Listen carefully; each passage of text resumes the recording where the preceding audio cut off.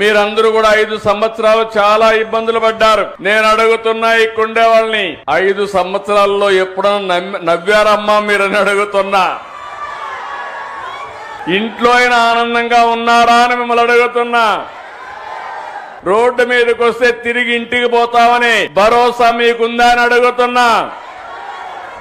ఈ రోజు హామీ ఇస్తున్నా, నా ఆడబిడ్డల జోలికి ఎవడైనా వస్తే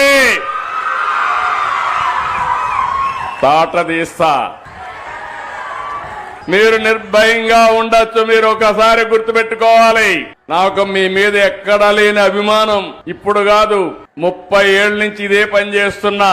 నేను మీటింగుల్లో చెప్పేవాడిని, ఆడబిడ్డల పరిస్థితి చూస్తే చిన్నప్పుడు తల్లిదండ్రుల పైన తల్లి తండ్రి కూడా వీక్ష చూపించేవారు. మగపిల్లలైతే చదివించేవాళ్లు, ఆడపిల్లలైతే పెళ్లిళ్లు చేసి అత్తవారింటికి పంపించేసేవారు. పెద్ద అయిన తర్వాత భర్త పెత్తనం, సినిమాకు పోవాలన్నా లేకుంటే సరదాగా ఒక షాపింగ్ పోవాలన్నా పర్మిషన్ తీసుకొని వెళ్ళాలి. భర్తకు మాత్రం పర్మిషన్ లేదు, భార్యకు మాత్రం పర్మిషన్ కావాలి. ఆ తర్వాత మీరు ఆలోచిస్తే మీ కడుపులో పుట్టిన మీ బిడ్డలు పెద్ద అయిన తర్వాత నీకేంది తెలియదులే, నువ్వు వంటింట్లో ఉండు అని చెప్పేవారు. అప్పుడు నా ఆలోచనే డాక్రా సంఘాలు, మెప్మా సంఘాలను విజ్ఞప్తి చేస్తున్నా. ఆ రోజు నేను ఒక మాట చెప్పాను, గుర్తుపెట్టుకోవాలి. మా ఆడబిడ్డలు తెలివితేటల్లో అందరికంటే ఎక్కువ.